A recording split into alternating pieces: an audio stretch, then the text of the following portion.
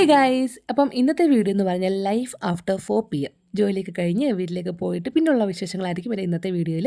പോകുന്ന വഴിക്ക് ഞാനൊന്ന് ക്ലീനപ്പ് ഒക്കെ ചെയ്തായിരുന്നു കേട്ടോ. കാര്യം നമുക്ക് അടുത്തായിട്ടൊരു ഇവൻറ്റ് വരുന്നുണ്ട്, അതുകൊണ്ട് ഫേസൊക്കെ ഒന്ന് സെറ്റാക്കി വെക്കണം.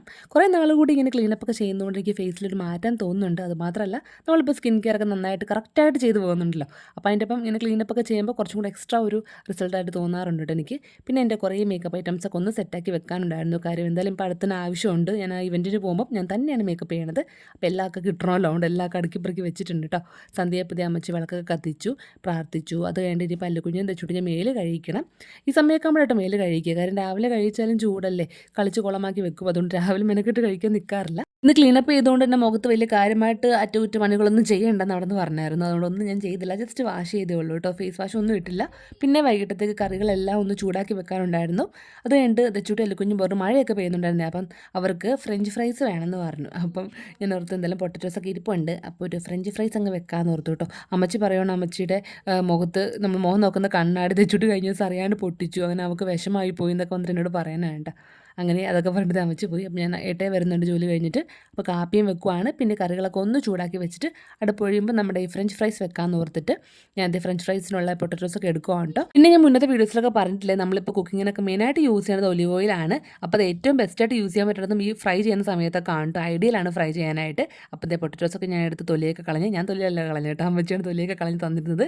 ഞാൻ ജസ്റ്റ് ഒന്ന് ക്ലീൻ ആക്കി പിന്നെ അത് കട്ട് ചെയ്യാൻ പോവാണ്. പിന്നെ ഫ്രഞ്ച് ഫ്രൈസിന് നമുക്ക് ഒത്തിരി തിന്നായിട്ട് കട്ട് ചെയ്യേണ്ട ആവശ്യമില്ല, പെട്ടെന്ന് അങ്ങ് മുരിഞ്ഞു പോകും. അപ്പോൾ കുറച്ച് തിക്കായിട്ട് കട്ട് ചെയ്യേണ്ടത് നല്ലതായിട്ട്. അങ്ങനെ ഞാൻ ആ ഒരു അളവിൽ കട്ട് ചെയ്തെടുക്കുന്നുണ്ട്. പിന്നെ ഒലിവ് ഓയിൽ യൂസ് ചെയ്യാനുള്ള മെയിൻ കാരണം തന്നെ ഇവിടെ അത്യാവശ്യം എല്ലാവർക്കും കൊളസ്ട്രോളും കാര്യങ്ങളൊക്കെ ഉള്ളതാണ്. അപ്പോൾ ഈ ഒരു ഓയിൽ 0 കൊളസ്ട്രോൾ ആണ്. അപ്പോൾ നമുക്ക് ധൈര്യമായിട്ട് എന്ത് ഫുഡ് ഉണ്ടാക്കുമ്പോഴും നമുക്കത് യൂസ് ചെയ്യാവുന്നതാണ് കേട്ടോ. അതാണ് മെയിൻ കാര്യം.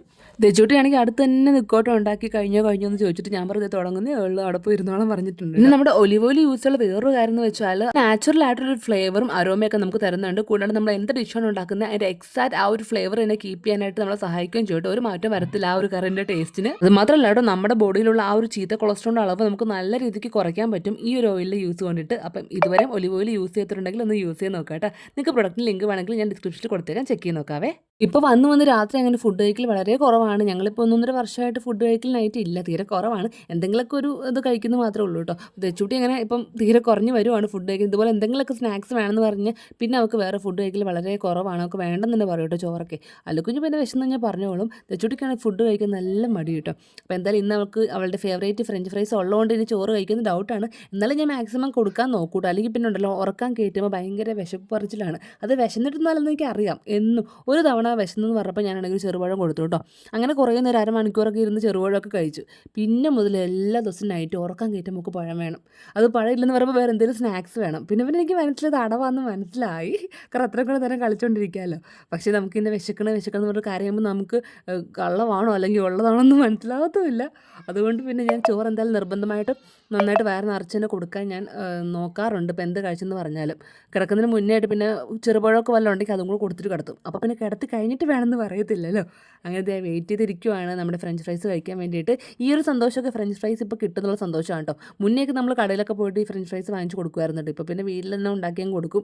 എന്തിനാണ് വെറുതെ എക്സ്ട്രാ ഡബിൾ പൈസയൊക്കെ ഇട്ട് വാങ്ങിച്ച് കൊടുക്കുന്നത്. അത് പിന്നെ ഫ്രോസനൊക്കെ ആയിരിക്കുമല്ലോ, ഫ്രോസനായിട്ട് വാങ്ങിക്കാറുണ്ട്. അല്ലാണ്ട് നമ്മൾ മറ്റേ KFC-യിലൊക്കെ പോകുമ്പോഴൊക്കെ വാങ്ങാറുണ്ട്. അങ്ങനെ ഞാനും കുറച്ചൊക്കെ എടുത്ത് കഴിച്ചു. എനിക്ക് നല്ല ഇഷ്ടപ്പെട്ടു കേട്ടോ. നമ്മൾ ആദ്യമേ ആ ഒരു ഒലിവ് ഓയിൽ യൂസ് ചെയ്യുമ്പോൾ കുറച്ച് ഉപ്പും കൂടി ഇട്ടാണ് ഇത് വറുക്കുന്നത്. അതുകൊണ്ട് ഉപ്പൊക്കെ കറക്റ്റായിട്ട് വരും.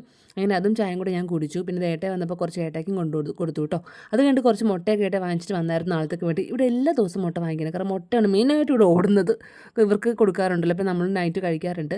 അങ്ങനെ മുട്ടയൊക്കെ എടുത്ത് ഫ്രിഡ്ജിൽ വെച്ചു. പിന്നെ അതേ തെച്ചോട്ടിക്കും അല്ലുക്കുഞ്ഞിനും കൊടുത്തിട്ടുണ്ട്. അല്ലുക്കുഞ്ഞ് വലിയ ഫ്രഞ്ച് ഫ്രൈസ് പ്രേമിയൊന്നും അല്ല. മാഗി കിട്ടിക്കഴിഞ്ഞാൽ അതാണ് ഇഷ്ടം കേട്ടോ. എന്നാലും ഇടയ്ക്കൊക്കെ കൊടുക്കാറുള്ളൂ. പിന്നെ ഇപ്പോൾ തെച്ചൂട്ട് കഴിക്കുന്നത് കണ്ടിട്ട് അവന് വേണമെന്ന് പറഞ്ഞ് അങ്ങനെ കൊടുത്തതാണ് കേട്ടോ. അങ്ങനെ തെച്ചൂടിക്കുണ്ട് ആ ഒരു പ്ലേറ്റാണ് അവളുടെ പ്ലേറ്റാണ്. അതിൻ്റെ 3 കുളത്തിൽ ഇട്ട് കൊടുക്കണം. ഇന്ന് ഒരു കുളത്തിൽ മാത്രമേ ഞാൻ ഇട്ടുള്ളൂ. അതിൻ്റെ ഒരു വിഷമം ഉണ്ടായിരുന്നു. പിന്നെ എൻ്റെ റൂമിൽ വന്ന് റൂമൊക്കെ ഒന്ന് ക്ലീൻ ആക്കുവാണ് കേട്ടോ.